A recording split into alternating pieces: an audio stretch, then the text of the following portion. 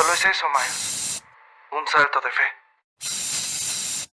De todas las películas de animación que se han estrenado en los últimos años, hay una que en lo personal marcó un antes y un después en varios aspectos de mi vida, y que me inspiró a tomar decisiones que me han llevado por un camino muy diferente al que tenía planeado.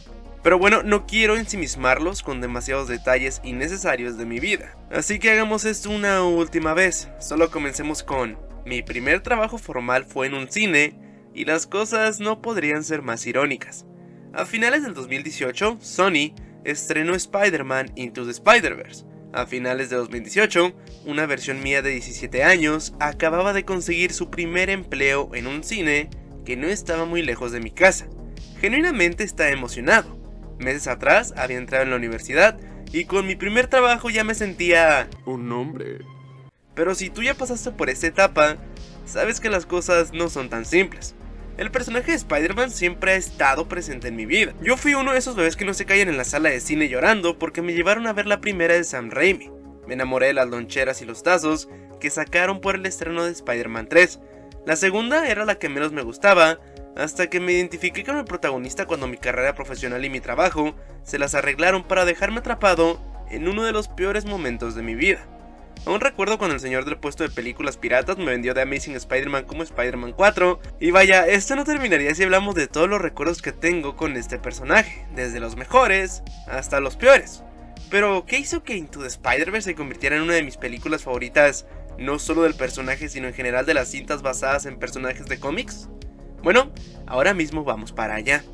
Puedo considerar esta película como una de las mejores cintas de animación de la década. Es una obra de arte. Su animación, su estilización estética del pop art, sus personajes, la historia influenciada por los coming of age de un chico que solo intenta encontrar quién es, y su maestro que ha perdido el rumbo de su propia vida, están plasmados de una manera que se siente genuina. Esto no es solamente una historia de superhéroes, es decir, sí lo es, pero no deja que eso la limite. Además de que muestra de una manera innovadora las maravillas de la animación, y las nuevas posibilidades que existen en un mercado dominado por películas que parecen haber olvidado lo que les hacía maravillosas en primer lugar. En mi video del origen de los Guardianes mencioné que Peter Ramsey, el director de esa película, trabajó en Spider-Verse. Él fue uno de los directores junto a Bob Persichetti y Rodney Rothman. Este último fue escritor de películas como 22 Jump Street y junto a Phil Lord también escribió la historia de esta película, que cabe mencionar, no está basada en ninguna historia preexistente del personaje, presentada en otro medio. Sí, sé que existen los cómics de Spider-Verse, pero ya saben a lo que me refiero.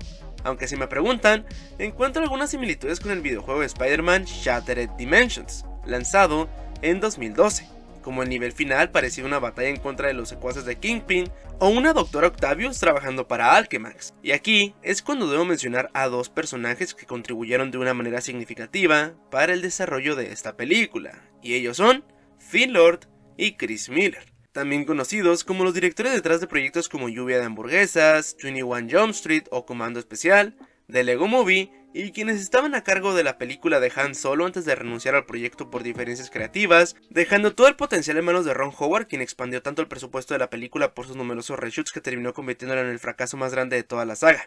Ya saben, cosas que pasan todos los días en Hollywood. Phil Lord y Christopher Miller tenían un objetivo claro para la película: inspirar a los jóvenes para que se convirtieran en héroes, a los adultos para que los ayudaran a hacerlo, y recordarnos a todos que no es necesario que nos muerda una araña radioactiva para hacer nuestra parte. Y puedo decir en este punto, después de 2 años de su estreno, que este fantástico dúo de cineastas lo logró. Otro de los colaboradores para la historia de la cinta que no figura en los créditos fue Alex Hirsch, el creador de Gravity Falls. Uno de los detalles más importantes a tener en cuenta cuando se anunció la película de manera oficial es que se centraría en el personaje de Miles Morales e incluiría a Peter Parker como el mentor del personaje. Y no les voy a mentir, chicos, no le presté atención a todo esto por demasiado tiempo. Recuerdo ver el primer teaser en 2017 y pensar, esto se ve espectacular. Después vi la fecha de estreno y dije, vaya, se estrena en un año. Y todavía recuerdo ese 25 de diciembre del 2018 como si fuera ayer. Era una mañana bastante fría en la que apenas podía estirar mi brazo lo suficiente como para apagar el insoportable sonido de mi alarma. Y cuando al fin adquirí uso de razón, después de mirar por media hora un zapato sin agujetas por ninguna razón en específico, me di cuenta de que llegaría tarde al trabajo. Salí apresurado, desvelado, con un desayuno que los nutriólogos catalogarían como el más dañino de la historia, y con un odio enorme por el transporte público que no pasaba. Y cuando lo hacía estaba todo lleno y tenía que esperar al siguiente, extendiendo mi condena para cuando llegara al trabajo mi jefa con un irremediable sentido de superioridad me dejara en claro por qué ella llegaría lejos en la vida y yo no. Y en este punto no crean que solo estoy divagando bueno, sí estoy divagando, pero es para hacer énfasis en este tema. Contra todo pronóstico absoluto del ser humano llegué a tiempo y me tocaba checar una sala, así que entré y quedé maravillado por lo que se estaba proyectando en aquel lugar. La explosión de colores era magnífica, tanto que me quedé unos 15 minutos admirando los detalles, las onomatopeyas, los divertidos efectos visuales, los gags. Y luego entra uno de mis compañeros y me dice, oye, te están buscando para que cheques si la sala 8 ya está lista. Así que durante los próximos meses que la película estuvo en cartelera, en cualquier oportunidad pequeña que tenía, veía alguna escena de la película, desde Peter B. Parker robándose un bagel, hasta Miles dando el salto de fe. Literalmente repetir esas escenas hacían que valiera la pena estar allí por 8 horas, porque sinceramente la paga no era tan buena. Y ahora sé que se preguntan, ¿pero qué piñas tiene que ver una historia con la otra? Bueno, aquí está la respuesta. Hay un tema en específico que me llamó la atención de esta película. El futuro abrumador que muchas veces puede desembocar en emociones negativas, que te dejan preguntándote lleno de inseguridades si realmente estás llevando tu vida hacia algún lado. En lo personal, toda mi vida creí que podría planear lo que necesitaba hacer para cumplir mis objetivos, alcanzar mis metas y ser la persona que siempre había querido ser. Hasta que, bueno, pasaron cosas que me hicieron cambiar toda mi perspectiva, y no hablo de pequeños momentos que me hicieron sentir en una comedia juvenil donde al final del día todo está bien. Sentía que la presión no me dejaba avanzar, y lo peor de todo era que sentía que si hablaba de eso con alguien, solo decepcionaría a todos. Digamos que me sentía en mi propia isla, lejos de cada individuo con quien alguna vez había podido hablar, expresarme y decir cómo me sentía. Por mucho tiempo sentí que no podía ser más que un fracasado, un chico con sueños estúpidos, que terminaría siendo algo que no le gustaba. Pero casualmente conocí esta peculiar historia, y redescubrí que por más terrible que fuera la realidad, la adversidad, por más cansado que estuviera, sin importar mis desánimos, me volvería a levantar. Y quizás caería de nuevo, pero lo volvería a intentar, porque de eso se trata esto, ¿no? Into the Spider-Verse nos cuenta la historia de Miles Morales, un chico de Brooklyn que, al igual que Peter Parker, termina siendo mordido por una araña radioactiva que le otorga habilidades sobrehumanas. Pero, a diferencia de la mayoría de cintas de superhéroes, esta comienza de una forma bastante peculiar. Conocemos a Peter Parker, uno rubio con ojos claramente azules. Tenemos una secuencia donde este Spidey nos cuenta lo mejor de ser él mismo. Tenemos una inyección de nostalgia hacia varias hazañas que hemos visto en las películas de trepamuros. E irónicamente, su última línea de diálogo es "solo hay un Spider-Man" y lo están viendo. Si algo notamos en esta secuencia de apertura, es que la película parece como si una historieta hubiera cobrado vida. Esta película sencillamente muestra cómo estas historias pueden funcionar en animación de una manera que jamás se podrá lograr en algún live action. Y es curioso porque seguramente saben qué película estrenó el mismo estudio de animación un año antes. Así es, la infame, terrible, repudiada, con olor a birria hace 2 semanas, Emoji Movie fue estrenada en 2017. Una película que, a pesar de su terrible historia, personajes odiosos y publicidad nada sutil, logró tener ganancias monetarias. Pero si alguna vez un estudio de animación ha pedido una disculpa por hacer un bodrio como este, con algo como esto, sencillamente es algo que se les debe reconocer. Pareciese que se fueron de un extremo del espectro de calidad al otro, y no podría estar más feliz con ellos por el significativo labor artístico que hay detrás de esta película, ya que combina los efectos generados por ordenador, pero también animación tradicional, dándole una identidad única no solo a los personajes, sino también un asombroso trabajo en cada fotograma que hace que puedas pausar en una escena como esta, o esta, y analizar cada uno de los detalles del plano. Y lo mejor de todo es que los demás aspectos de esta hermosa cinta no se quedan atrás. Lo primero que vemos de Miles como audiencia nos da una clara imagen de él, tanto de sus gustos musicales como de la forma increíble en la que es capaz de expresarse artísticamente con su graffiti. Está en casa antes de salir a una nueva academia parecida a una universidad, ya que por lo que sabemos solo viene los fines de semana a casa. Esta secuencia, donde lo vemos relacionarse con sus viejos conocidos y compañeros de su antigua escuela, simplemente es maravillosa en lenguaje cinematográfico. Algo que tiene esta película que considero bastante significativo es que en secuencias como esta, el cómo los animadores se dan el trabajo de ubicar nuestro punto de vista como si fuera un plano secuencia, al estilo de cintas como Children of Men o los planos sin cortes de Goodfellas, son bastante efectivos, nos dan chance de ubicar a nuestro personaje de una manera en la que la mayoría de cintas de animación no lo harían. Además de que esto contrasta con Miles, cuando llega a la academia elitista. A pesar de llevar como título Spider-Verse, el primer acto de la cinta, fuera de la presentación de Peter Parker, casi no tiene personajes arácnidos, ni se centra en las múltiples dimensiones del colisionador. Más bien establece un tema que se encuentra en la película, la percepción de nuestra identidad. Si nos damos cuenta a lo largo de la cinta, cada vez que un personaje arácnido se presenta, aparece una portada de una tira cómica representando su identidad. Y no es hasta que Miles da el salto de fe, donde finalmente tiene una catarsis como personaje, que su propia historieta se muestra a la audiencia, representando que finalmente nuestro protagonista tiene la certeza de saber quién es. Pero bueno, no nos adelantemos. En este punto de la historia, Miles no sabe quién es, pero irónicamente sabe lo que no quiere ser. Aquí tenemos un personaje con grandes expectativas sobre él. Ir a este colegio elitista lo incomoda porque está fuera de su elemento, y al intentar hablar de ello con su padre, este se muestra reacio a escuchar a su hijo. Pero no porque sea un mal padre, sino porque quiere lo mejor para él, aunque este no entienda todavía la oportunidad que tiene. En esta primera secuencia notamos como ambos en el fondo se tienen un aprecio de padre a hijo, pero aún se siente una pequeña sensación de incomodidad y pena. Inclusive Miles se muestra cohibido, con la única persona que puede ser él mismo sin miedo a ser juzgado es con el hermano de su padre, el tío Aaron, uno de los personajes más importantes en esta historia. La cosa se pone peor cuando el oficial Jefferson obliga a Miles a decirle que lo quiere frente a toda la escuela. Pero a pesar de ser un momento cómico, más tarde tendrá importancia en la película cuando Jefferson le dice esto. Te quiero. Y no hace falta que me lo digas, hijo. Al entrar en la escuela hay una línea de diálogos que siempre me gusta resaltar, ya que Miles siempre utiliza sus tenis con una agujeta desatada, y cuando alguien se lo señala, él responde sí, es una decisión, lo que nos da a entender cómo se siente el personaje en este lugar, sin poder ser el mismo básicamente. Hey, Yeah? your shoe's untied. Yeah, I'm aware.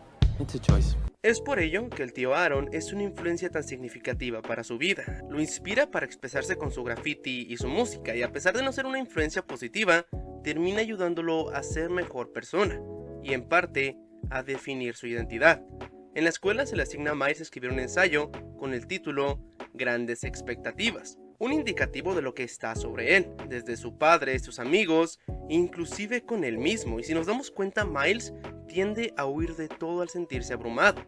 Se va de la escuela cuando se siente presionado, huye de su familia para no lidiar con su padre Jefferson, e inclusive vemos cómo huye de Prowler y de los otros villanos a lo largo de toda la cinta hasta cierto punto, hasta que le hace frente a sus problemas. Porque irónicamente esta es la historia de un chico que huye de sus responsabilidades, hasta que aprende de un mentor.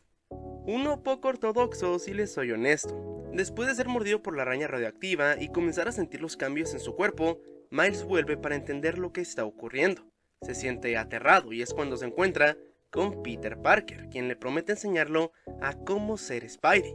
Algo que me fascina de esta película es cómo se representa el sentido arácnido. Es algo que no había visto tan bien representado en ninguna película del personaje hasta el momento, porque sencillamente no se sentiría natural en una película de acción real. Y también me encantan esas microexpresiones por debajo de la máscara, donde los ojos de los trepamuros demuestran emociones. Algo que estoy seguro todos ya sabemos en este punto es que el tío Aaron es Prowler. Digo esto por un detalle que podríamos pasar por alto. Cuando Spidey y Miles se conocen, el sentido arácnido de uno se muestra azul y rojo, los colores característicos de Spider-Man, pero Miles muestra verde y morado, los colores característicos de este villano, antes de cambiar como Peter a azul y rojo.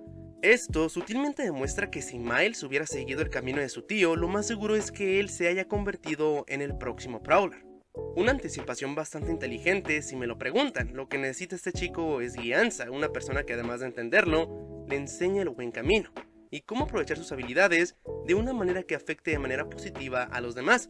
Pero subvirtiendo las expectativas de la audiencia, el Peter Parker con cara de PewDiePie termina siendo asesinado por el villano de esta historia, Wilson Fisk. Aún recuerdo estar viendo esa escena y decir, wow, eso fue brutal. Pero, ¿ahora qué sigue?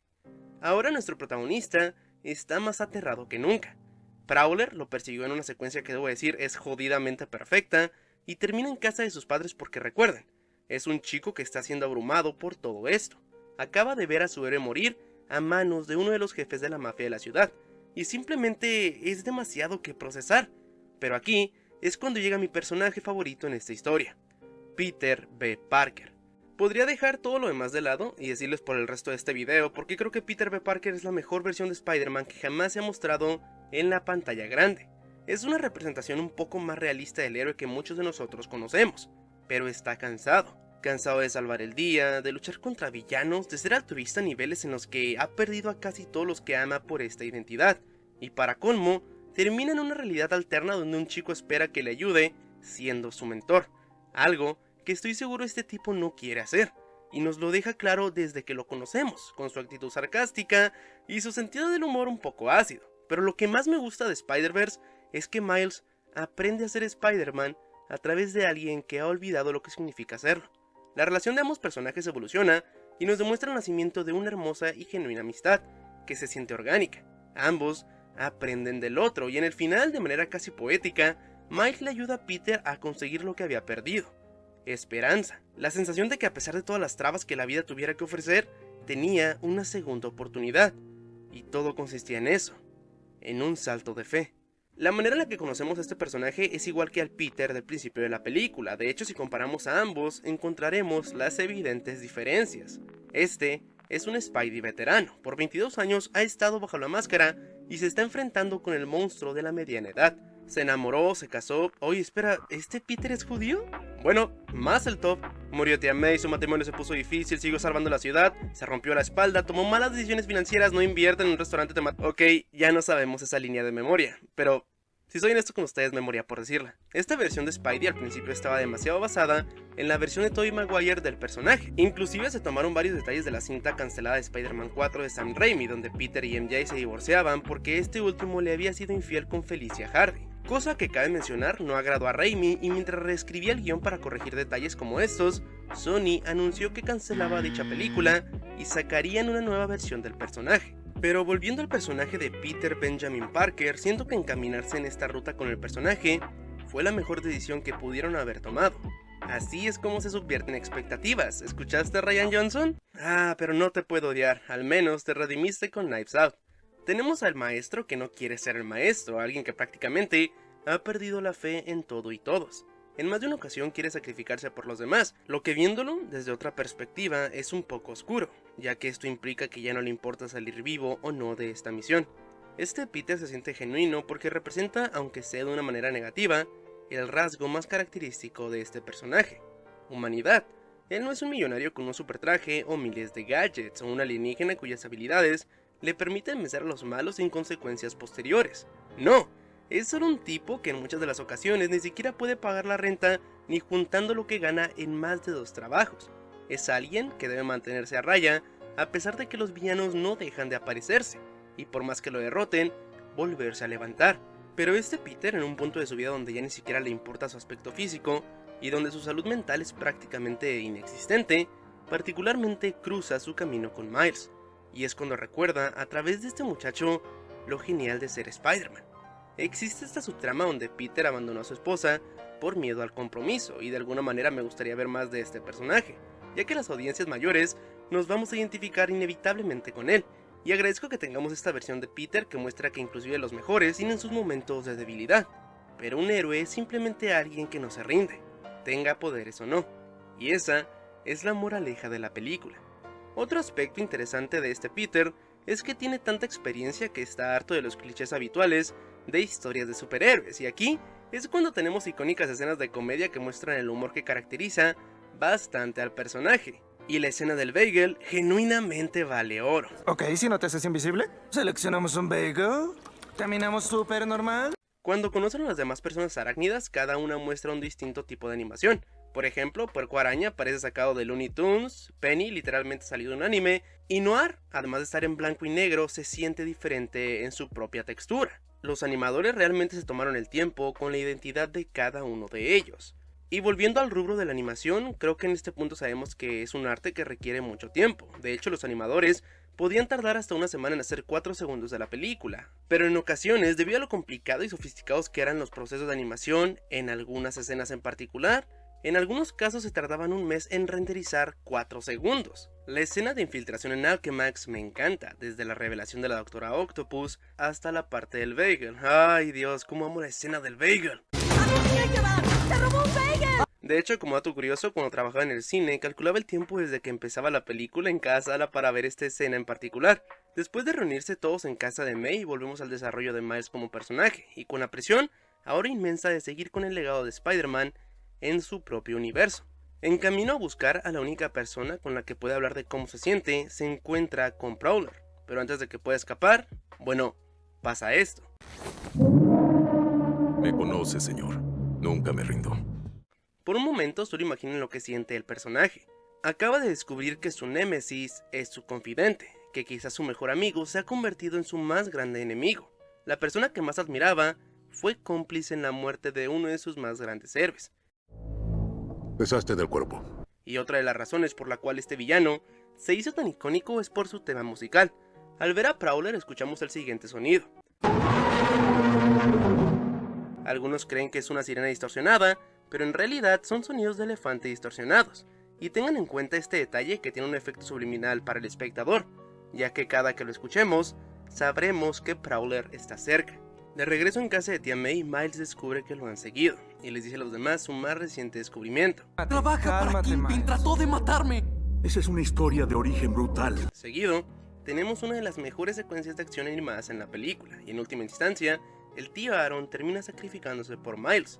A pesar de haber hecho cosas realmente malas, aún demuestra que ama a su sobrino.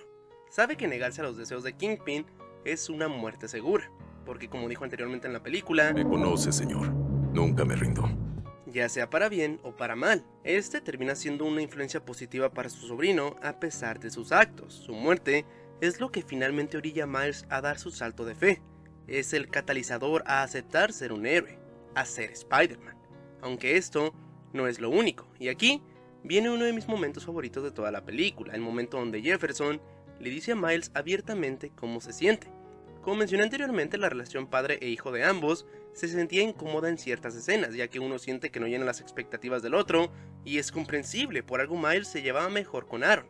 Pero lo que no vio hasta muy tarde es que su padre sí tenía grandes expectativas de su hijo, que estaba seguro de que lograría triunfar en su nuevo colegio y que estaba orgulloso de él sin importar las circunstancias. Se distanció de su hermano y lo perdió, y por razones comprensibles no quiere que pase lo mismo con su hijo.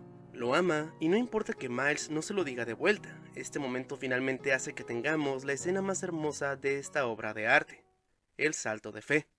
Este momento no solo funciona como una catarsis para nuestro protagonista, sino que también es una muestra de un logro técnico sin precedentes. La ciudad se siente viva, me recuerda a películas como Ratatouille o El viaje de Chihiro, donde los detalles nos hacen sentir que estos pueden ser lugares reales. Tienes a Miles recordando lo más importante, lo que su familia y amigos le han enseñado a lo largo de esta travesía. Me gusta mucho este momento donde finalmente se ve a la misma altura de Spidey, ya que anteriormente en la película sentía que no lo estaba, y otro aspecto que me parece único del personaje es el balanceo, ya que no se mueve como lo hace Peter, sino que más bien lo hace al estilo de su tío, mezclando el parkour con el balanceo en fluidez de una manera única, y como resultado de esto, vemos su propio cómic, que como ya dije antes, muestra que nuestro personaje sabe quién es, y que ha adquirido su propia identidad. Otro detalle que me parece sumamente interesante es este plano en particular, donde se muestra que en este salto, Miles no solamente está cayendo, sino que se nos muestra a nosotros como audiencia que está ascendiendo. Solo es eso, Miles. Un salto de fe. La batalla final me rompió la cabeza en más de una ocasión. Aquí se usan todos los trucos del libro en una incesante explosión que podía fácilmente causarle un ataque epiléptico a alguien. Los héroes salvan el día y Peter aprende lo que había olvidado, que también él necesita dar un salto de fe. El final de la película sencillamente es espectacular, y el soundtrack de esta joya me emociona cada vez que lo vuelvo a escuchar. Y ahora bien, ¿por qué me gusta tanto esta película y significa tanto de manera personal? Bueno, porque sencillamente me inspiró a dar ese salto de fe en mi propia vida. Verán, como ya dije antes, yo me encontraba estudiando una carrera universitaria en ese momento, pero no era algo que me gustara, no sentía pasión por ello, a pesar de que era capaz de hacerlo. Vi una oportunidad y la tomé. Como alguien que siempre ha planeado sus decisiones, esto me dejó aterrado, totalmente. Pero bueno, aquí estoy. A casi 2 años de haber dado ese salto de fe, no me arrepiento. Y si tú que estás viendo este video estás en alguna situación similar, mi mejor consejo es: haz eso que siempre quisiste hacer. Y no pierdas el tiempo, abraza a tus padres, diles que los quieres y lo mucho que significan para ti. Esfuérzate no en ser el mejor, sino en ser tú, en descubrirte, y esto inclusive va para mí mismo cada vez que vuelva a ver este video. Por más terrible que vaya todo, por más desesperanzador que se vea el futuro y los problemas te derrumben, tú te puedes volver a levantar, porque eso es lo mejor de Spider-Man. No es solo un héroe, sino que puede ser una inspiración para todos nosotros, y esta película demuestra que en las manos correctas, la esencia del personaje puede contribuir a su propio éxito. Vaya, este fue un video peculiar. Escribiéndolo me di cuenta de que quería abordar bastantes cosas, y sé que muchas no quedaron del todo cubiertas, pero quizás las exploremos en futuros videos. Quiero darles las gracias por todo su apoyo al canal. Hace no mucho finalmente pude jugar al Spider-Man de PlayStation 4, y creo que le haré una reseña videojueguil, porque es una gran historia. Si quieren recomendarme alguna película o hacerme sugerencias para un próximo video, pueden mandarme mensaje a mi cuenta de Instagram, y de paso, pueden seguirme. Les recuerdo que pueden pasar a mi canal secundario, donde estamos subiendo los nuevos episodios de Cinema Podcast, un proyecto algo diferente en el que me está gustando mucho trabajar. Y bueno, creo que eso ha sido todo por esta ocasión. Yo me despido, mi nombre es Isbio Onira y nos vemos en el próximo video. Oh chicos, postdata, este micrófono es nuevo, así que espero que se vea reflejado en la calidad del audio.